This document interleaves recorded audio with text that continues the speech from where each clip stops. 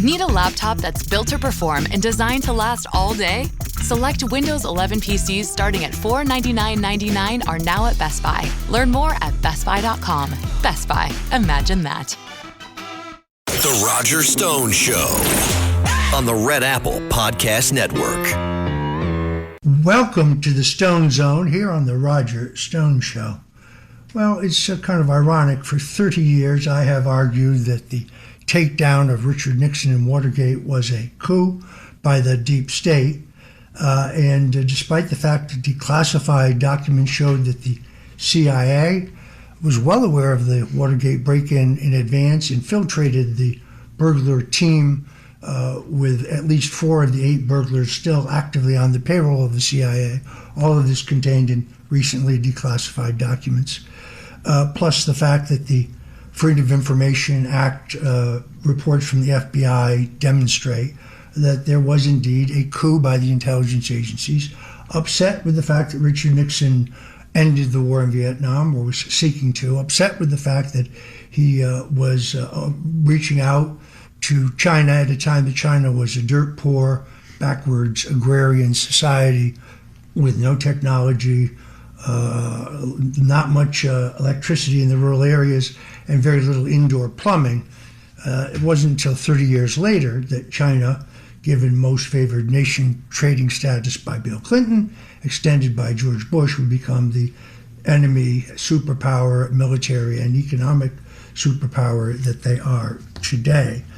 And despite the fact that it has been recently revealed in declassified documents, just as they spied on Trump through the use of phony FISA warrants and the false claims of the Steele dossier as their only rationale, all of which they knew was fabricated and paid for by Hillary Clinton, they also were spying on Richard Nixon.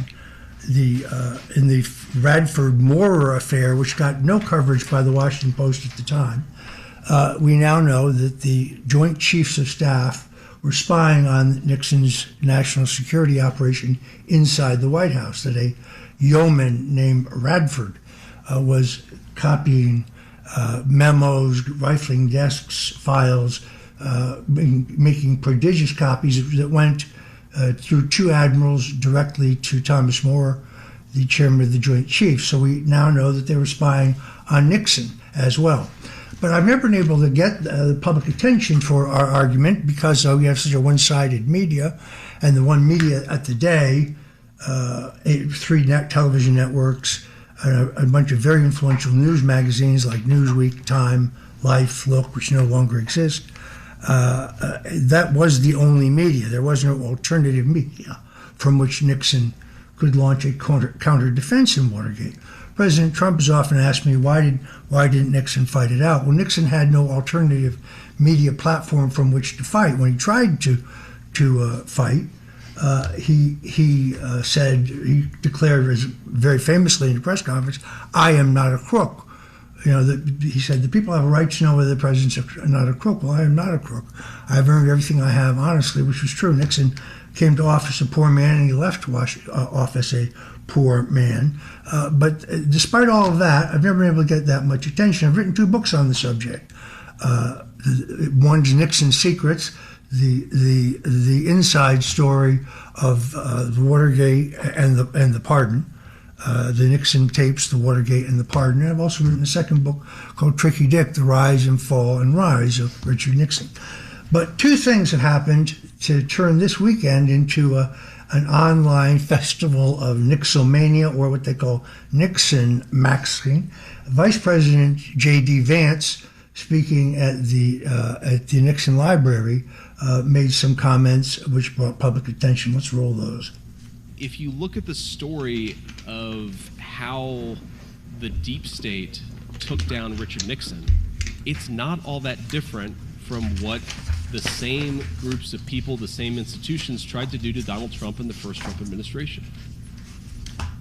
So that, combined with the extraordinary activities of the people at the Nixon Foundation. Now, the Nixon Foundation and I have kind of a weird history. When I was arrested in the frame job by Robert Mueller, and rather than exit out the back door of the courtroom, I insisted going out the front door where there were roughly 1,000 people, and I famously flashed the Nixonian V for victory sign, which I've kind of appropriated because I think shows defiance to the deep state. And in that moment, even though there were microphones, there were so many people shouting. There were 1,000 people, both. I'd say the crowd was split between Stone supporters and Stone haters, but of course everybody had seen me being arrested at 7 o'clock in the morning on CNN. They all rushed down to the courthouse where I was shackled and arraigned. But it is amazing that Vance has sparked this interest, but now you combine that with the activities of the Nixon Foundation. Now, when I flashed that V for the victory sign, the Nixon Foundation at the time put out a statement saying that I had never worked in either of the Nixon administrations and I had no personal relationship with Richard Nixon, which was laughable. I released 32 handwritten letters. It's referenced in books by Monica Crowley and Marvin Kalb, the veteran ABC newsman that Nixon consulted me regularly. But the truth is, in 1972, I was only 19 years old, and I was the youngest member of the senior staff of the committee to re-elect the president, which was make me unemployable for some period of time, and in which I would meet all of the characters, not all but many, James McCord, certainly Jeb Magruder, technically my boss, G. Gordon Liddy. I met G. Gordon Liddy when I was working in the committee to re-elect the president one morning. He was working, I think at that point, as general counsel to the finance committee, and I was coming into work and we got on the same elevator, and I just saw him eyeing me. He didn't say anything.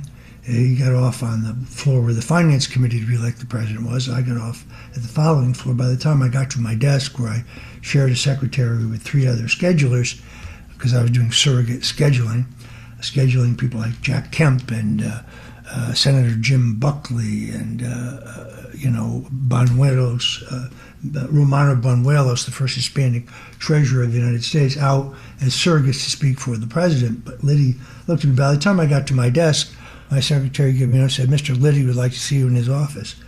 So I was nervous.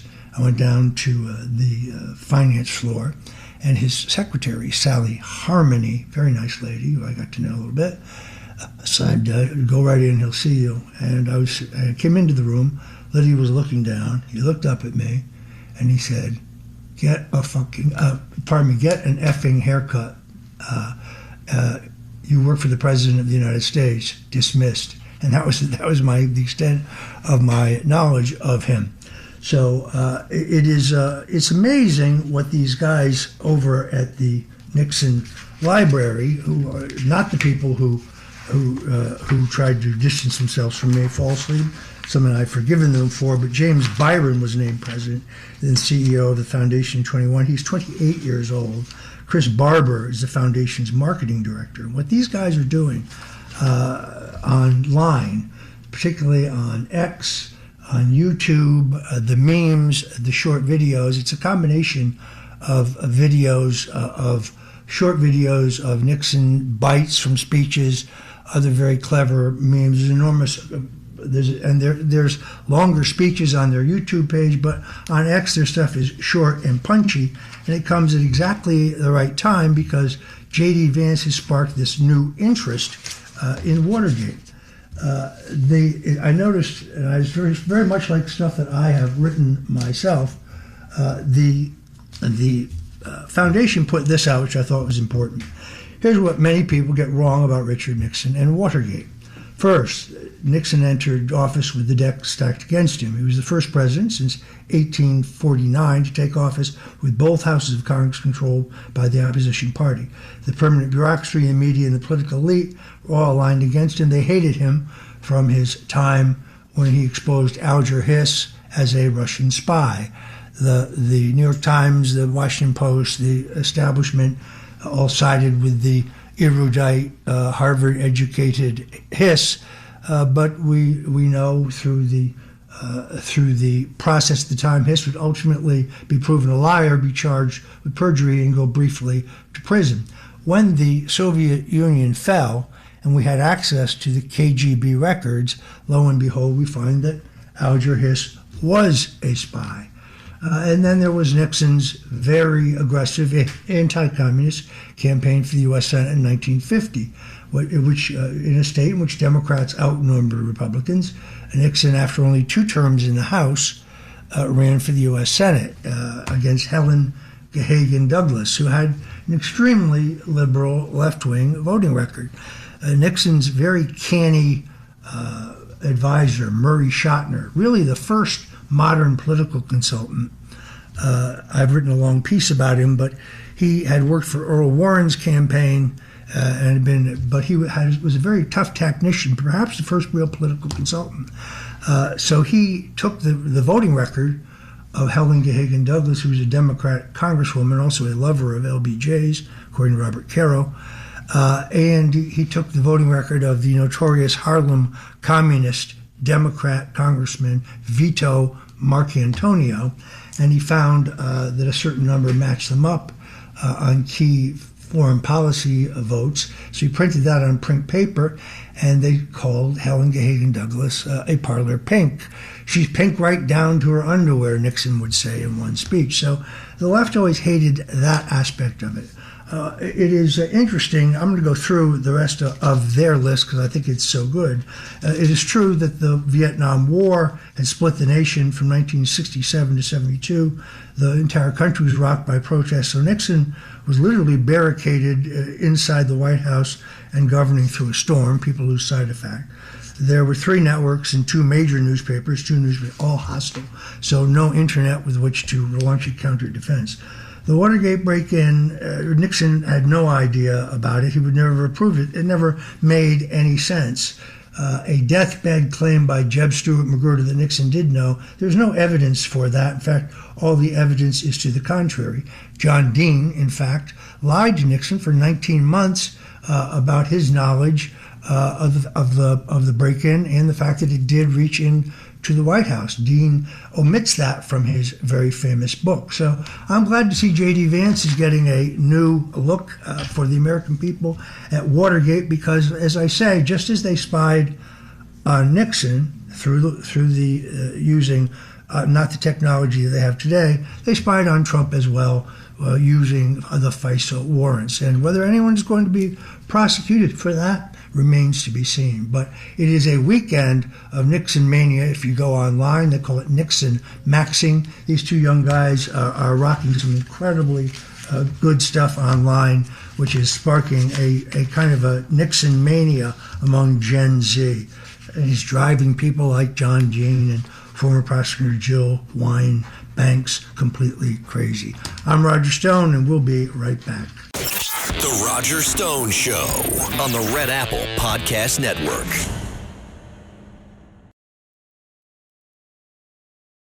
The Roger Stone Show. Entertaining and informative on the Red Apple Podcast Network. So I didn't get to know President Richard Nixon until his post-presidential years. It was in 1979 that I was elected young Republican national chairman, and he invited me out to San Clemente for a chat. It was scheduled to be 15 minutes, but we talked about the state of the party, and he stated his conclusion that John Connally, the former Texas governor, would be the Republican nominee in 1980. And I said, no, sir, we'll be nominating Ronald Reagan. And he said, really? And I said, yes. He asked me why. I gave him several reasons, and he said, do you have plans for lunch? So I spent 3 hours talking politics with a master politician who had an insatiable appetite for political intelligence as well as gossip. And then in 1980, when I went to work for Reagan the following year, I was assigned the task of briefing the former president every Friday about the latest poll numbers, the latest campaign activities, and so on. He would pass a number of memos, written memos. I think he also gave them to Ken Kachigian, same memos, I believe, to be passed on to the Bush campaign or congressional Republicans and so on. So I got to know him in his post-presidential years. As I say, I released 32 handwritten letters, a number of whom I now have actually framed, along with his portrait, along with many, many photos of us together with my wife on at least one occasion, I think 2, where she worked as his photographer. I went with him when he went to the New York Republican state committee fundraiser when the local Republicans had cross-endorsed Ed Koch, and Koch had wrinkled up his nose, but Nixon that was kind of his coming out party, the first public outing. He was still living in New York City at that time. Ultimately, we moved to Saddle River, and it is Nixon, of course, who I have tattooed on my back. It's not a political statement. It is a reminder that in life, when you get knocked down, when you suffer defeats, when you have setbacks and disappointments, that's the time you have to get up off the mat, dust yourself off, and get back in the game. So the story of Richard Nixon is a story of persistence. It's a story of resilience. It's an American story. It's one that gives me strength. It is why I have persevered through difficult times. And it is a daily reminder of that principle. There's so much more to the story that I want to get into. John Dean and the fact that he lied to Nixon for 19 straight months, the fact that Mark Felt, the FBI agent, number 2 at the FBI, is not Deep Throat, the fact that I think Deep Throat is General Alexander Haig, the White House Chief of Staff. There's so many other holes in the Watergate story, but it's thanks to J.D. Vance, the Vice President, who raised these questions at the Nixon Library, but also these young guys at the Nixon Foundation who are just killing it online with memes and videos, educating people about the Watergate break-in. Because if you can re-examine the Watergate break-in, you can re-examine the Nixon presidency, the end of the war in the Vietnam, the desegregation of the public schools, the formation of the Environmental Protection Agency, the outreach to China in order to play them off against the Russians to get a strategic arms limitation race, the saving of Israel in the 1973 Yom Kippur War over the objections of Kissinger and his own national security advisors, and an extraordinarily progressive president in many ways. But no one looks at the record. It's always, the disgrace of Watergate. Watergate was a setup and a fraud. I'm glad J.D. Vance has called it out, and I'm glad these guys, the Nixon Foundation, are just killing it online. Check out Nixon Maxing. I think you'll like it. I'm Roger Stone. When we get back, we're going to talk about the horrific situation in Venezuela, now hit by a third earthquake. The Roger Stone Show on the Red Apple Podcast Network. This episode is brought to you by Accenture. When your advertising operations fall out of sync, everything else follows. Spotify and Accenture are working together to reinvent the rhythm of ad sales, using automation, analytics, and smarter workflows to simplify campaign delivery and access better data across the business. The result? Less time spent on operations, more time connecting brands with the moments and fandoms that matter most. Learn more at accenture.com/Spotify. The Roger Stone Show. Entertaining and informative on the Red Apple Podcast Network. Venezuela is living through one of the most devastating tragedies in modern history. 2 powerful earthquakes, maybe 3. One measured at 7.2 on the Richter scale, the one at 7.5 magnitude, struck that country, along with a smaller one, I think 4.2. But it has left the entire communities beneath concrete, dust, and despair. The official death toll is climbing to above 1,400, expected to go much higher. But what bothers me are reports that the police and the army are not rendering assistance and maybe retarding those. You have a delegation, or I should say missions, from the United States, from El Salvador, from France, from Mexico, of equipment and medicines and men and people and equipment, and that the regime in Venezuela may be retarding this help. So having spent all of their money on repression, they have no money for a true emergency.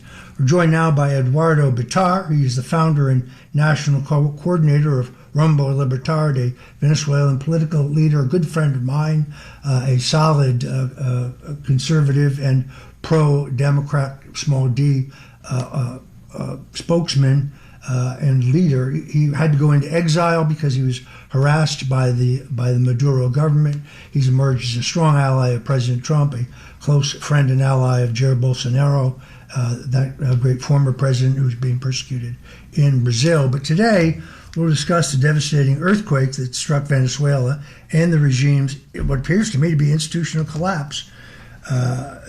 Eduardo, welcome to the Stone Zone and the Roger Stone Show. Hello, Roger. Thank you for the invitation. It's always a pleasure to speak with you. So what have these earthquakes revealed about the true conditions of Venezuela's regime and its various institutions? Are my suspicions right that they are holding back from helping these beleaguered people?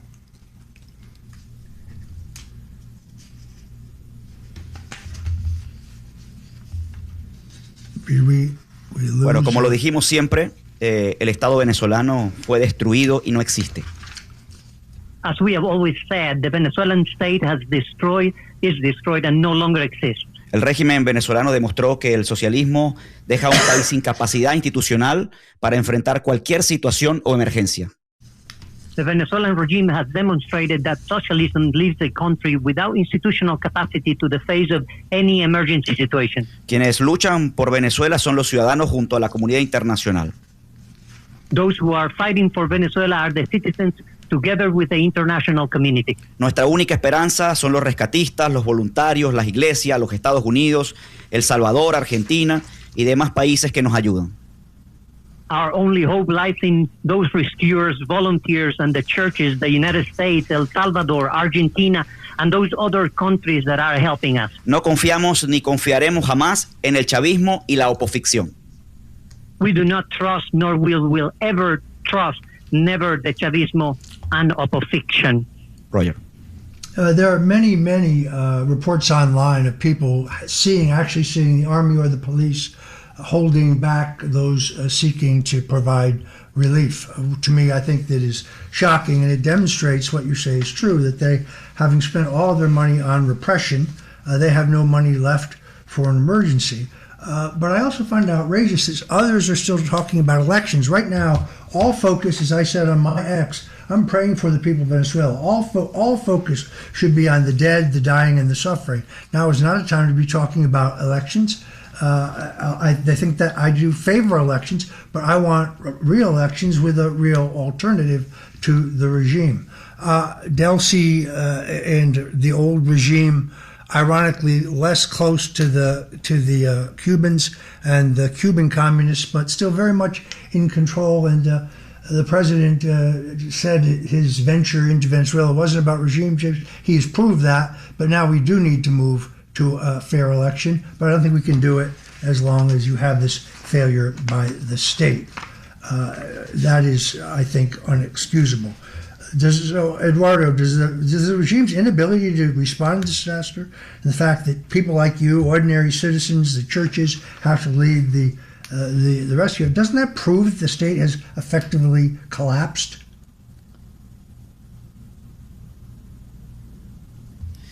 Así es.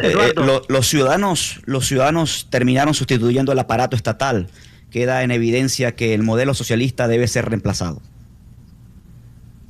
Citizens end up replacing the state apparatus, making it evident that the socialist model must be replaced. El mensaje al mundo es que la crisis venezolana nunca fue solamente económica y política. The message to the world is that the Venezuelan crisis was never merely economic or political. Es una crisis institucional profunda. Venezuela necesita mucho más que ayuda humanitaria. Necesita reconstruir sus instituciones desde sus cimientos. It is a profound institutional crisis. Venezuela needs much more than humanitarian aid. It needs to rebuild its institutions from the ground up. Hay que tomar ventaja sobre el régimen y salvar a Venezuela de forma definitiva. We must take advantage of the situation regarding the regime and save Venezuela in a definite way. Resulta profundamente desconectado que algunos estén concentrados en estrategias electorales. It is profoundly disconnected that some are focused on electoral strategies. Mi prioridad no es campaña. My priority today is not a campaign. Mi prioridad es que aparezca una persona aún más con vida que llegue una máquina más para remover escombros y que la ayuda internacional entre sin obstáculos. My priority is that one more person is found alive, that one more machine arrives to remove rubble, and that international aid enters without any obstacles. Right. I certainly share that view. I guess I would respectfully suggest that President Trump and Secretary Marco Rubio, who's proved to be amazingly able, suggest to Delcy and the government that there be no delays in aid to help these people, and see what kind of resources their government has. I mean, although we should have control of all that. My own engineer is from Venezuela. He has family members who've been affected, so I've been getting hourly reports. This is a humanitarian crisis of extraordinary measure, and I think it is a demonstration of the corruption of the current regime and why it cannot stay in place. But we also need to recognize, you and I have both been criticized for saying that we don't believe that Maria Corina Machado is a viable, actual, small d Democrat alternative. Her history of her flirtation with socialism, her support for the disarming of the people, her socialist background indicates to me that she's a Chavista in sheep's clothing, as they say, posing as the Democrat alternative, when in fact she's indeed connected to the regime. Creo que los venezolanos están evaluando el comportamiento. I believe that the Venezuelan people is evaluating her behavior. Considero que el modelo político que promueve la oposición no es el correcto. I consider the political model promoted by the opposition is not the correct one. Es el mismo modelo que nos trajo al chavismo al poder. Es el socialismo de Obama, de Biden y Kamala. It is the same model that brought Chavismo to power. It is the socialism of Obama, Biden, and Kamala. La vimos a ella recientemente reunida con el equipo de Guaidó y peor aún, la vimos en Panamá con Rodrigo Cabezas, ministro de Finanzas de Hugo Chávez, responsable de la política fiscal y financiera de la tiranía chavista. We recently saw her meeting with Guaido's team, and even worse, we saw her in Panama with Rodrigo Cabezas, Hugo Chávez finance minister, responsible for the fiscal and financial policy of the Chavismo tyranny.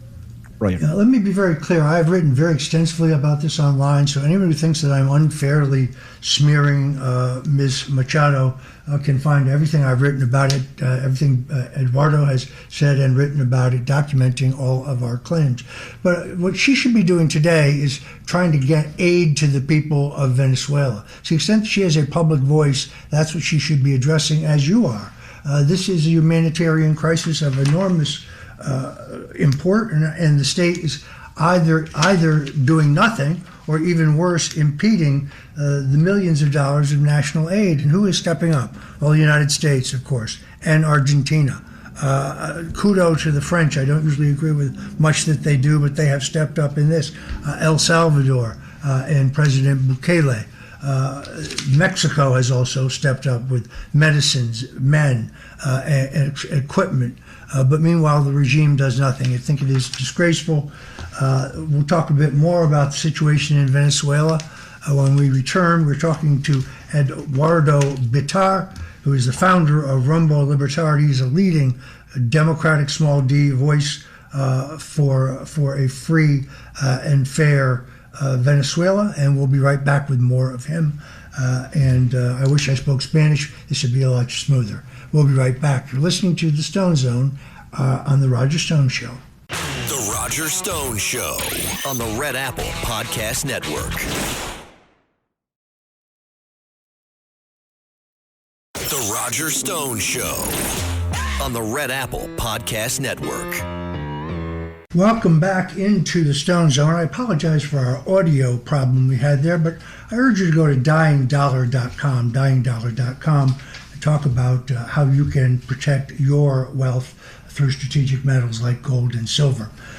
So we are talking to Edward Bitar, founder and national coordinator of Rumbo Libertad, a Venezuelan political leader, a spokesman for the true opposition, but we're focused on the actual earthquake Eduardo, what can you tell us about the number of people at this point? I'm seeing reports of as many as 1,400 people, but many people are still in remote areas where they cannot be reached or where the government is preventing them from being reached. These people digging through rubble with their bare hands, they're using broken pieces of metal, flashlights from cell phones, buckets, ropes, anything they can find. People just wildly digging, looking for their loved ones. It is horrific. In the middle of this fear and this grief and this devastation, everybody has stepped up but the Venezuelan government, which I find as outrageous. This is an oil-rich government. Why they're not helping their people is really extraordinary. Eduardo, what do you think this tells us about the regime? Bueno, sí, es impresionante cómo inclusive los cuerpos policiales del chavismo, los militares y policías están robando a la gente inclusive. Yeah, it's unbelievable how even the police and military people is even plundering and looting the people. Están entrando a las casas estos funcionarios policiales y militares del régimen a robar todo lo que encuentran. Inclusive vimos un video donde están robando dólares en efectivo. They're going into people's homes, it's police and military, and they're even we got to see a video in which they are stealing dollars out of these locations. La gente que se ha organizado inclusive con sus camionetas, con sus carros, con alimentos y trasladado esto por todo el país, han sido capturados inclusive y robada el material. The people with their own vehicles, with food and supplies, have using their own means to go around the country, and they've been stopped, and their supplies have been taken away by these people. Tenemos que enviar un mensaje importante a Donald Trump, a su gobierno, inclusive a la embajada en Caracas, de que el trabajo se está haciendo con las garras, con las manos, la gente, y sobre todo el esfuerzo que están haciendo está siendo obstaculizado por el gobierno, por el régimen chavista. We need to send a message to Donald Trump, to the people that knows that they're using their hands, their bare hands, to do whatever it is that they can, but whatever they're attempting to do is being prevented or stopped by these members of the regime. El régimen inclusive, Roger, el régimen se preparó inclusive para combatir al pueblo desarmado, pasar tanques por encima, asesinar gente, pero vemos una situación que muestra que el Estado no existe en Venezuela. The regime has, really taken over the people, used tanks to go over them, but is demonstrating now that it really is not prepared for anything like this in Venezuela.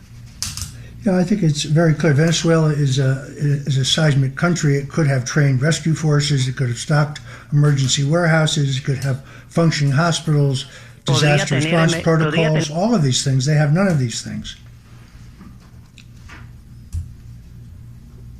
Así es, yo creo que personas como tú, Roger, ayudan mucho en esta situación. Creo que Washington tiene que comprender aún más que la continuidad del régimen chavista no es favorable.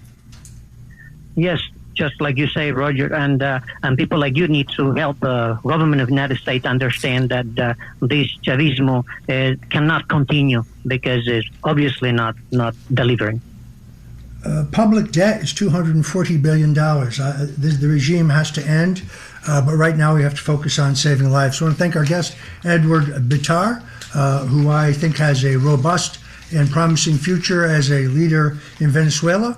And thank him for joining us and to talk about the horrific situation in Venezuela with these earthquakes. We'll be right back with more. The Roger Stone Show on the Red Apple Podcast Network.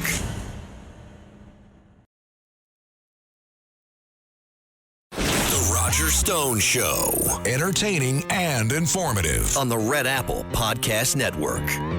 Welcome back to the Stone Zone, the Roger Stone Show. There's a lot of war news overnight.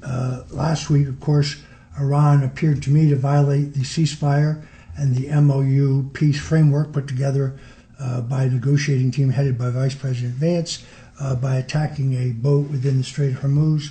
A clear violation last night. We learned that Iran had launched attacks on U.S. military sites on Kuwait and Bahrain. That's a direct attack on the United States. President Trump immediately responded, suggesting Saturday that the peace deal with Iran was fraying as he announced U.S. strikes on multiple targets in the Islamic Republic in response to the attacks on ships in the Straits of Hormuz.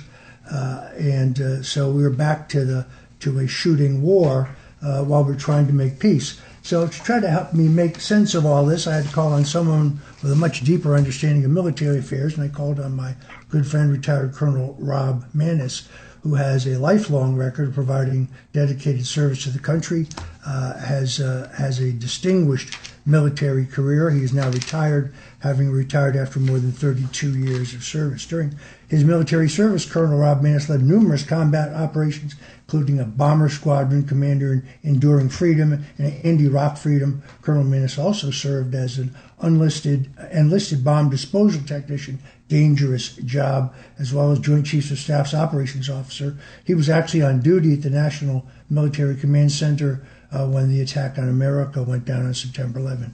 Colonel Maness, thank you for joining us today in the Stone Zone. Hey, thank you, Roger. Thanks for having me on. So, look, I'm an anti-interventionist Republican. I don't like endless foreign wars where our inherent national interests are not clear. And it's one of the main reasons I supported Donald Trump. On the other hand, he has intelligence that I don't have. Therefore, I supported both Midnight Hammer and Epic Fury because the intelligence must have indicated that these maniacs were closer to having a nuclear device than we thought. They bragged about it. They said they had enough enriched uranium for between 7 and 11 bombs. They said it at the negotiation table. And they have a long history of killing Americans and duplicity. The president has said repeatedly that we have essentially destroyed their military capability, yet they continue to have the ability to fire drones and missiles at their neighbors and now at the United States. So what am I to think of this?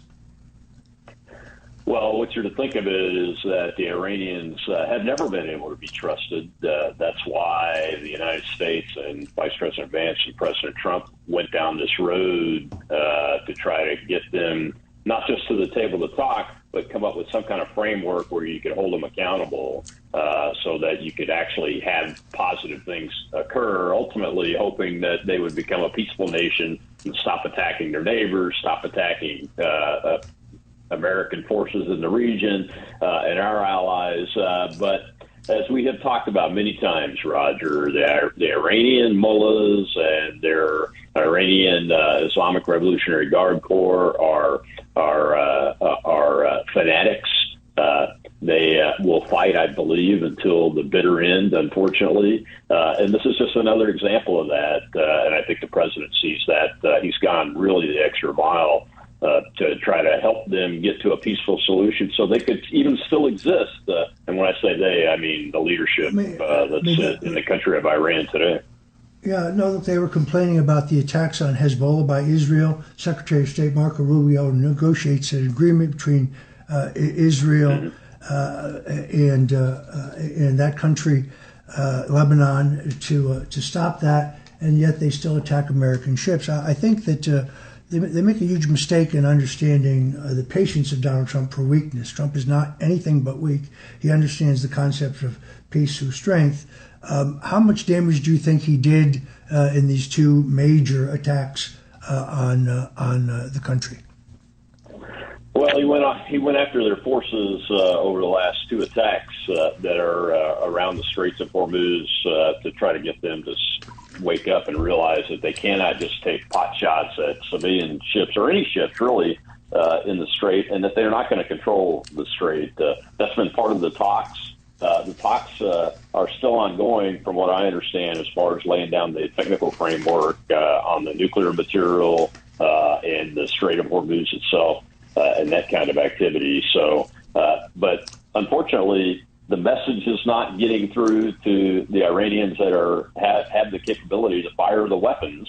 And now they've struck a second ship in the Strait of Hormuz, which are not even related to the United States or our allies. They're, it's just cargo ships and vessels trying to get through the Strait and in and out of it. So, unfortunately, I think you'll see probably more responses from the United States.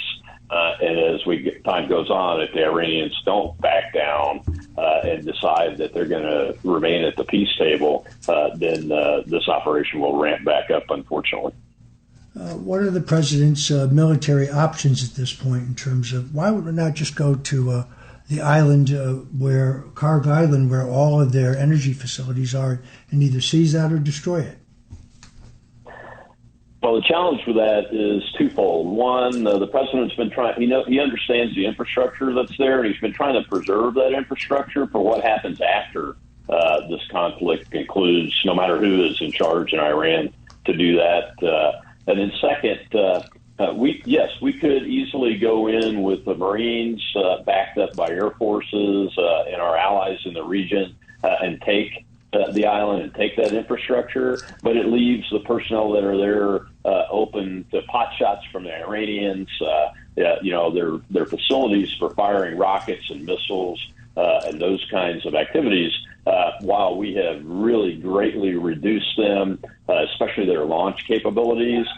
They have put these deeply and hardened underground launchers all around the country, and it's like finding. It's very difficult to find all of them at one time. So they still have some capability there. They still have missile and drone capability, and the danger with putting our Marines on the island itself to hold it is they become susceptible to those kind of pot shots on a regular basis, and that's the challenge there. It's a difficult prospect. Yeah, I don't think Americans want to see boots on the ground. That is the legacy of the Bushes and the Clintons and the Obamas. That's right. It will not be Trump's legacy. I think he's clear about that. On the other hand, he's been talking about the fact that it'd be unacceptable for the Iranians to have a nuclear bomb as early as 1988. When he spoke in New Hampshire, it has always consistently been his position, and anyone who pretends otherwise doesn't know his real history. Colonel Manners, given your international experience, are you surprised at the lack of our support from some of our NATO allies who, let's face it, have not stepped up, not letting us fly over their space or use their bases or use the bases that we paid for in their country? Does this surprise you? It not only surprises me, Roger, it's shocking. I was the NATO nuclear command and control expert in the nuclear operations and the Joint Staff when I was a young major back in the early 2000s, and I'm absolutely shocked that the leadership of the NATO countries and their military leadership has not been pushing the civilian leadership to get involved in this, especially when they're the countries that are really the most impacted. A lot of us think that the president should just shut the strait down, blockade the entire thing, and let these guys wither on the vine. Of course, we need to do the overland routes too, and the other sea routes coming in from off of the Black Sea and those kind of areas. But it could be done, and it could be done even more effectively if our NATO allies would engage with us on this, but they don't seem to be willing to do it. Israel has stayed with us, but you mentioned the Lebanon issue, and Lebanon is not really part of the discussions between the United States and the Iranians that J.D. Vance has been leading and those kind of things, although we have asked Israel to help us in that regard, and Prime Minister Netanyahu has done some things to help us get to a position where this could end and the Iranians would come to their senses. But, based on last night's attacks on U.S. facilities in Kuwait and the other Persian Gulf area, I don't have much high hopes that this is going to get resolved peacefully anytime soon. Yeah, although I don't think it's going to get dragged out either. The president's not one to do that. I'm particularly disappointed in Italy and Meloni, although I've noticed a pattern with her. She was elected as a populist, but then Biden was president. She didn't really start talking the talk until Trump was miraculously returned to power in the greatest comeback in political history. But she has not always lived up to her rhetoric, particularly disappointed in the Italians not letting us use the bases in their country for this operation. As an Italian American, I find that embarrassing. But it's typical. And look, in Trump's first term, he's talked about this issue from the beginning. When we went to New Hampshire together in 1988, when he spoke at a Chamber of Commerce luncheon, he correctly attacked our NATO allies for being delinquent in their dues and never paying their fair share for their own protection.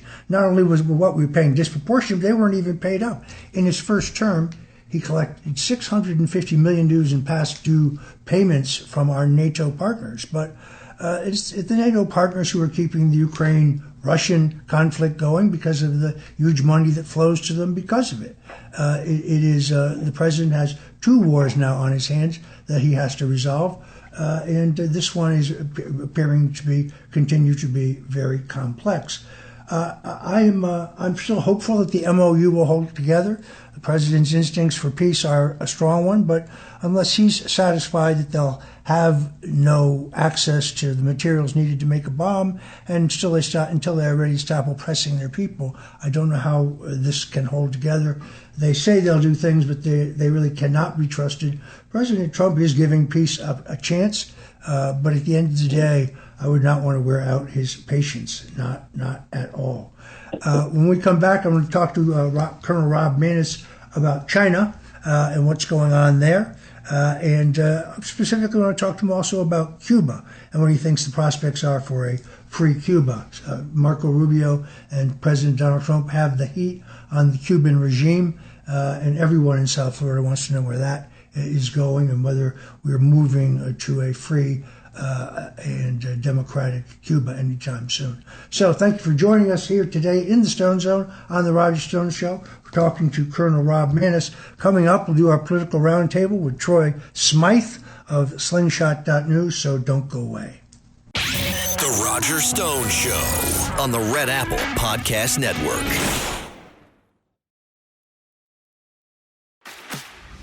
This episode is brought to you by Fox One. Watch all 104 matches of the FIFA World Cup live in 4K for just $19.99 a month with 3 days free. Build your own multi-view, choose up to 3 streams, and follow player spotlights. Stay on top of every moment with live stats, highlights, and instant replays. The FIFA World Cup, streaming live on Fox One. Offers are subject to change. See fox.com for complete terms and conditions. The Roger Stone Show. Entertaining and informative on the Red Apple Podcast Network. Welcome back into the Stone Zone. I'm absolutely convinced that if Joe Biden had been reelected or if Kamala Harris had been elected, the Communist Chinese would have moved to take Taiwan, something they have said they're going to do for 30 plus years.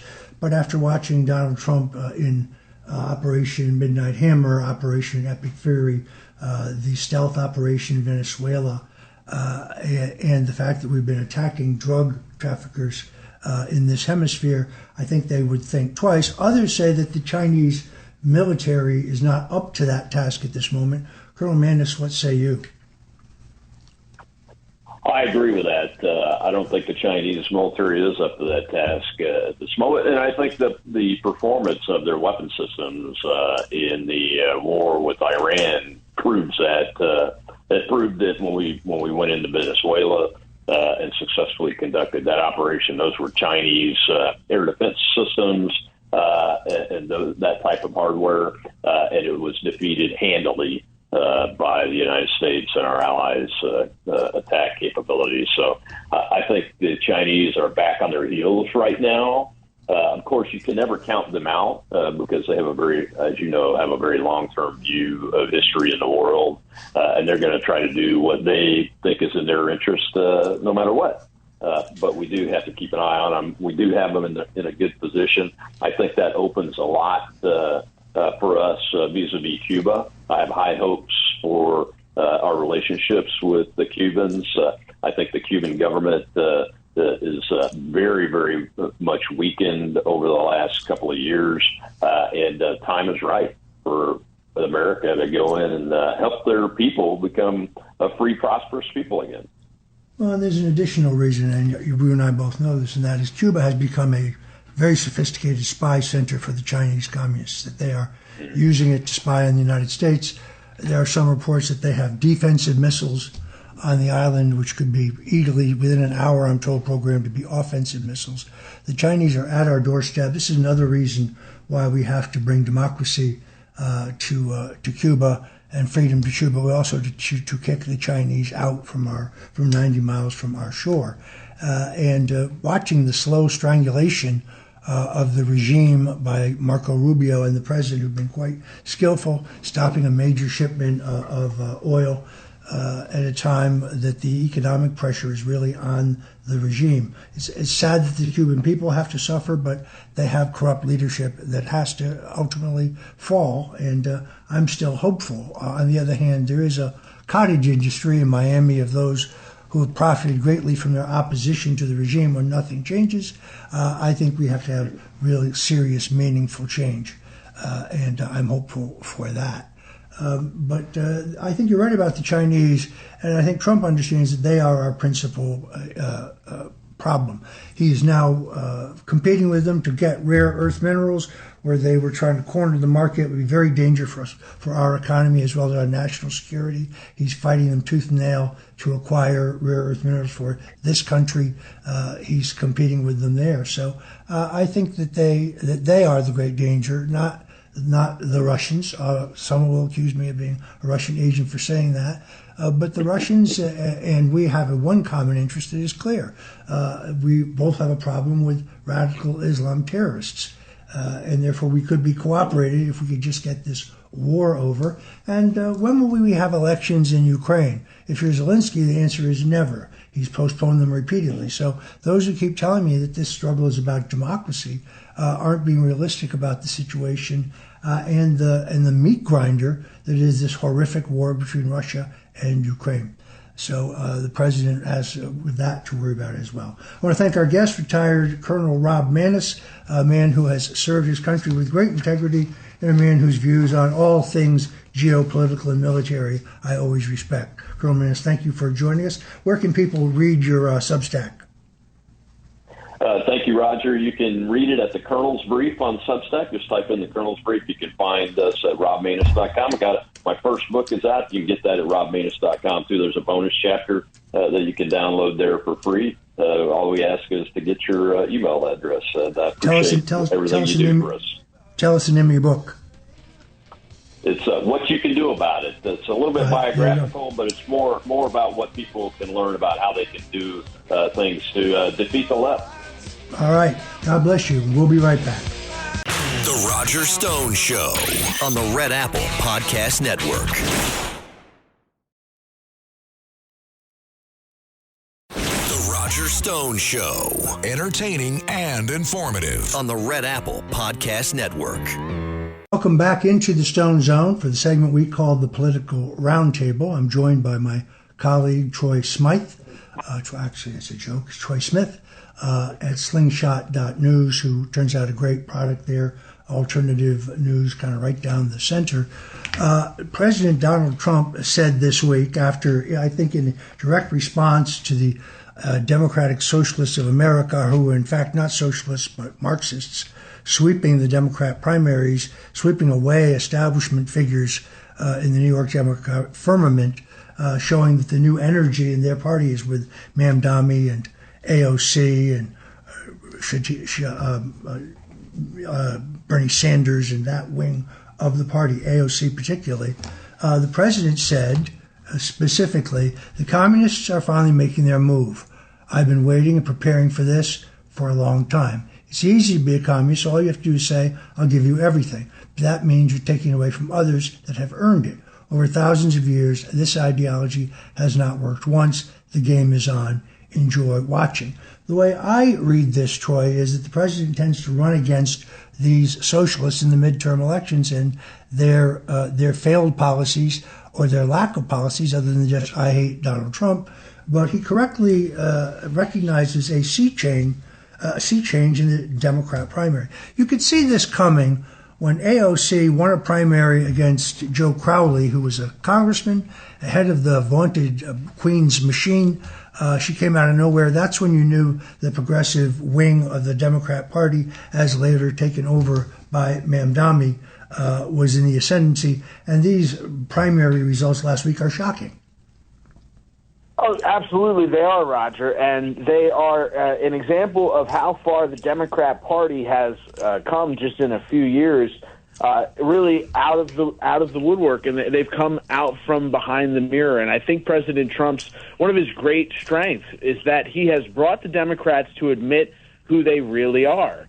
And the Democrats, at the end of the day, the voters, they are going behind these candidates that are communist and socialist. Just before we get off of it, Roger, I want to point out that not only is President Trump taking action to the people in the election coming up that are going to be communists, not only is he taking action there to support candidates that will combat their messaging, but all of these countries stretching from the French North Africa. I think that you're absolutely right. The shocking primary results, let's go through some of those if we will. The most surprising of all is Lander, who had been a candidate for mayor, was a regular Democrat, but after he got beat by Mondami, cozied up to the Marxists and the socialists and their money machine, as exposed by my good friend Sam Antar at whitecollarcrimes.com, I believe it is. But he then switches sides, challenges Dan Goldman. Now, Dan Goldman is the scion of the Levi Strauss fortune. You can't get more left-wing. He is an associate. Used to hang out with Adam Schiff and Eric Swalwell and that group within the party. But he was ignominiously dumped in one of the most democratic districts, most liberal districts in the country. Lander very carefully switching sides here and getting where the energy is. The old Democrat Party of John F. Kennedy and Harry Truman, even the party of Hugh Carey, a great Democrat governor, or any of the earlier Democrats, is over. The party's corporate liberal wing, they're liberals, but they're interested in that corporate money, are now, I think, endangered. Nobody should be more scared than Chuck Schumer. If AOC elects to challenge him, and I don't think she will, I think she may opt for a presidential candidacy, but if she opts to challenge him, Chuck would be toast. Absolutely, Roger. And if you look at Claire Valdez, who also won in New York, or Daria Liza Avila Chevalier, these are just people that are as far left as you can get. And President Trump has taken this initiative around the world as well, Roger. If we look at the communist places around the world, whether it be Cuba or more importantly, places allied with communist China, Venezuela, Cuba, you look at these nations and even Iran to a certain extent, Roger, and President Trump has taken action against these nations. And I think he sees the global picture better than just about any president in modern times. I think you can speak to that better than anybody. President Trump has taken action against these countries where the communist Chinese have had ties for a long time. And I think that on a global scale, he's pushing against communism in a way that we really haven't seen since Reagan or Nixon, Roger. You can speak to that. With both of those presidents, they understood the threat of global communism. Do you think President Trump understands it to the level of a Reagan or a Nixon? I think he most definitely does. After all, as many of his critics like to point out, his early lawyer, Roy Cohn, who I knew quite well, was a leading anti-communist voice in the country. I think he understands that Marxism has failed every place that they have tried to use it. But he also recognizes that the old Democrat Party is going to give way to this control. I mean, even Gavin Newsom, I think that these financial scandals surrounding his wife's nonprofits and the huge benefits she's gotten, plus the missing millions for housing and the other epic corrupt rot in his candidacy are problematic. But he would be a stand-in for the corporate left wing of the party, the establishment wing of the party. He could easily be toppled by Kamala Harris. Kamala Harris is probably the one candidate who can get the support of the radical progressive wing, AOC, Sheila Tlaib, Tashila, that entire group, Ilhan Omar, and of course the grand man, old man of them all, Bernie Sanders. We're talking politics here with Troy Smith. You're listening to Stone Zone, and I'll be right back. The Roger Stone Show on the Red Apple Podcast Network.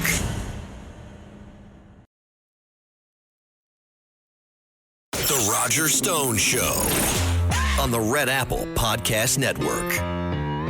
Welcome back into the Stone Zone. Let me correct something I said earlier. If you want to see the full exposition of the way that Mamdani and his socialist allies have used NGOs, nonprofits, illegal transfers from political parties, including the Working Families Party, you should go to whitecollarfraud.com. I misspoke earlier. It's white.collarfraud.com by the investigative journalist, my good friend, Sam Antar.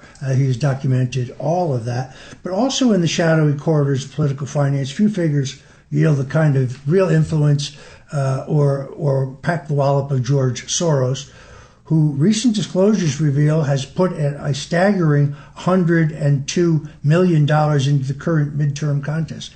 This incredible sum, launched mostly through his Democracy PAC. See, they always name their things for what they're really not for. They're not really for democracy. Represents a calculated escalation in the resources from Soros dedicated to advancing the causes of socialist ideology and attendant collectivist impulses. These expenditures, I think, are really significant. Troy, what do you think? Well, I think that there's a significant amount of money that's being poured into the Democrats right now by all kinds of people. And the American people have to be very aware of what's going on, because right now, Roger, I think there's a push to kind of remake the political landscape of the United States post-Trump. People are looking at 2028.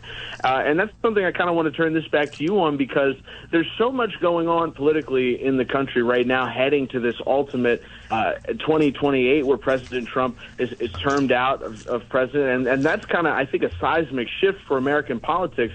And there's Republicans vying to replace President Trump, and I think there's Democrats vying to take his place overall in the culture as the dominant political force, the driver of political discussion. That seems to be falling into the hands of very nefarious donors, very nefarious people across the world who want America's light dimmed, who want their liberty, the light of liberty, to be extinguished. And I just want to ask you, Roger, as you've seen this happen before, what is different about 2028 to you compared to the days of Reagan and Nixon as we're vying here towards the end of the Trump era? I guess I would say, first of all, that it's a huge mistake to focus at all on 2028 until you focus on 2026. 2026 is going to be a watershed year for America.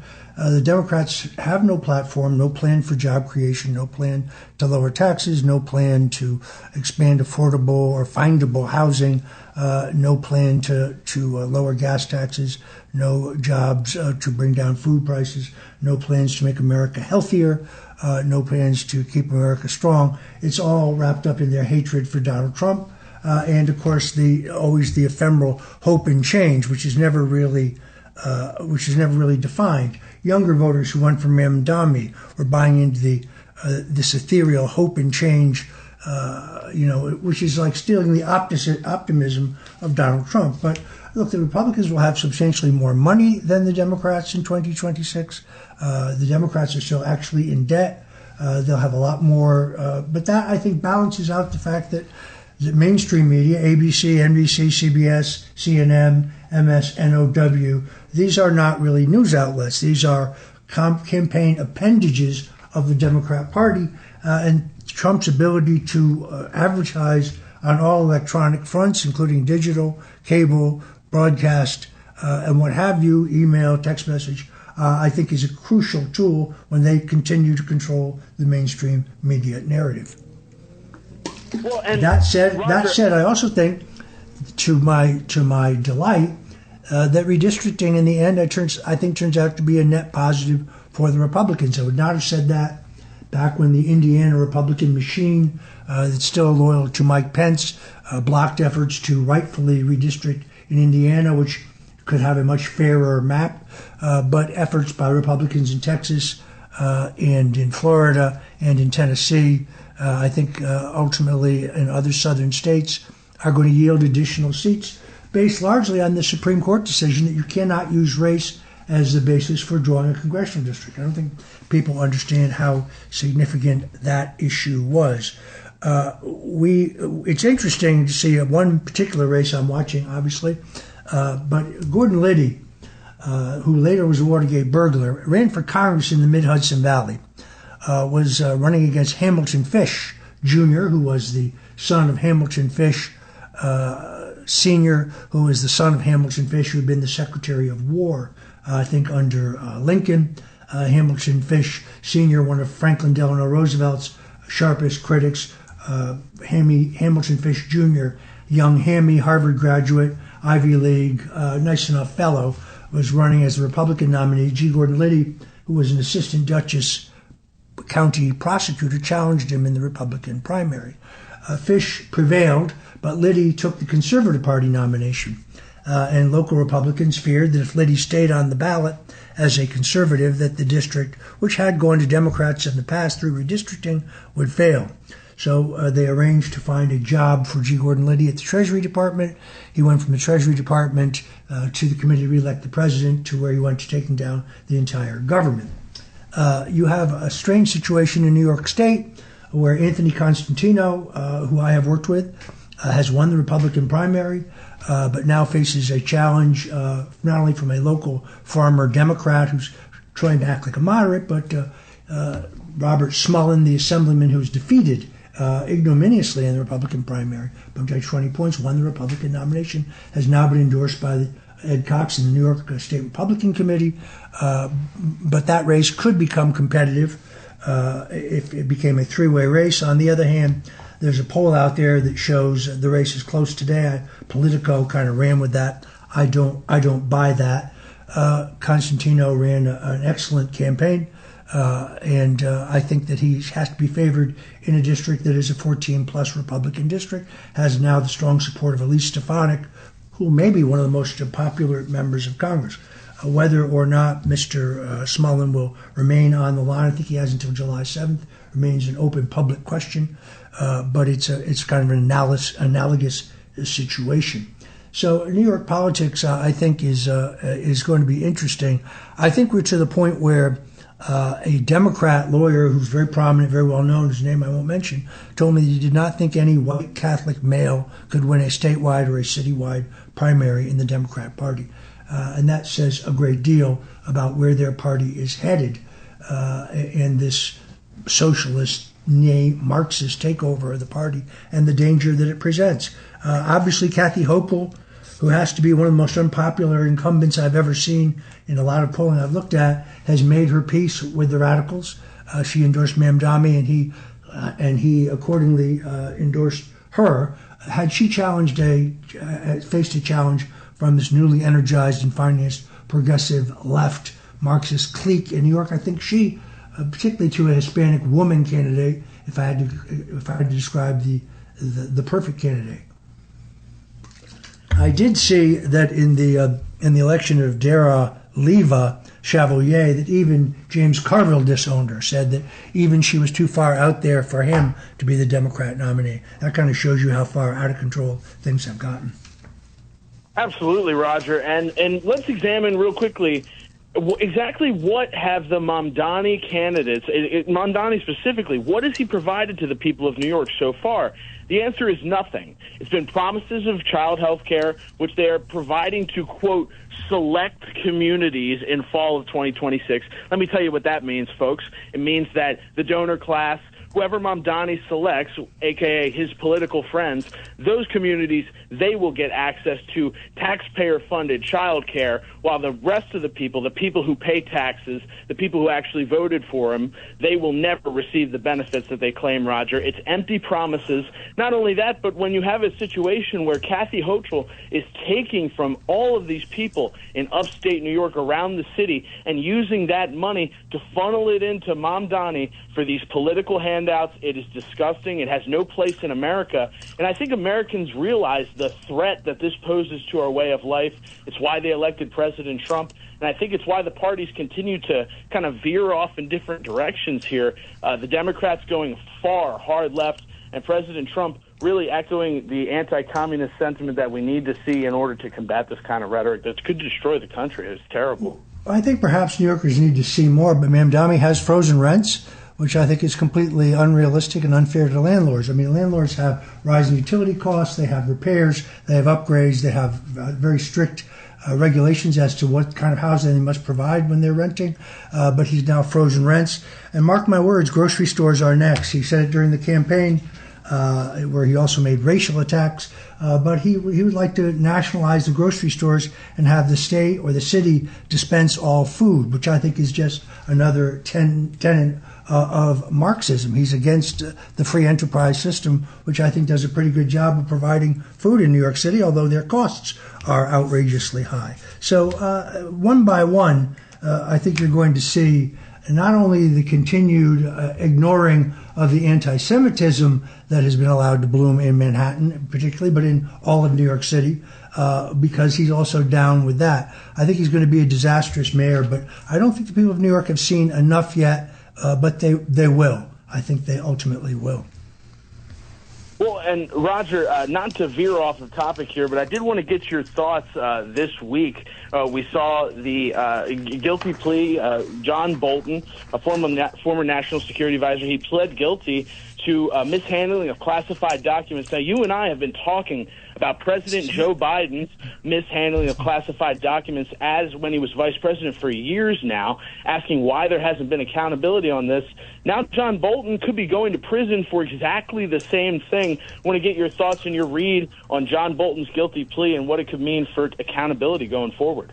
I would have much greater sympathy for Bolton if he hadn't attacked Donald Trump for allegedly holding on to classified documents, which Trump had every right to do. At that point, John Bolton said it was a serious crime for which Trump should go to prison. Bolton was fully aware of the fact that the Presidential Records Acts allow President Trump to hold and declassify any document he wishes. And of course, as you point out, Joe Biden was not held to the same standard. Joe Biden was given a pass. He held on to documents during the time he was vice president, as well as classified documents from his time as a U.S. Senator. The special counsel, Robert Hur, determined that.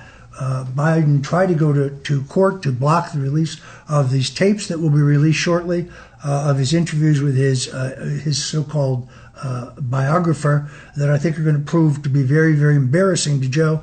But just as the Supreme Court ruled that Richard Nixon's tapes had to be released 9-0, the federal courts have now ruled that Joe Biden's tapes have to be released. I think that's going to show you what kind of mental state Joe Biden was in while they were telling us that he was robust, hale and healthy, sharp as a tack. Kamala Harris told us. I think we're going to find that is not the case. So I'm looking forward to the release of those. That was a major, major federal court decision. I give Mike Howell and the people at the Oversight Operation, as well as the Heritage Foundation, for that incredible lawsuit.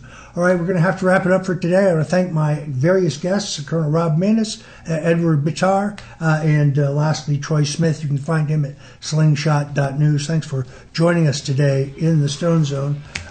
It was good to see the president call out the communists full-throated and point out that he's been preparing his entire life to fight them. I think that gives you some idea of the rocking, socking campaign he's going to run this fall against the new Democrat Party and their vision compared to his. Thanks for joining the Stone Zone. Until next Sunday, God bless you and Godspeed. Thanks for listening to The Roger Stone Show. You can hear The Roger Stone Show Sunday afternoons at 3. If you like the podcast, share it with your friends and listen anytime at WABCRadio.com and download the WABC Radio app. Hit that subscribe button on all major podcast platforms. Plus, follow WABC on social on Instagram, TikTok, Facebook, and X. See you next time for a new episode so you never have to wonder. What the heck is going on here?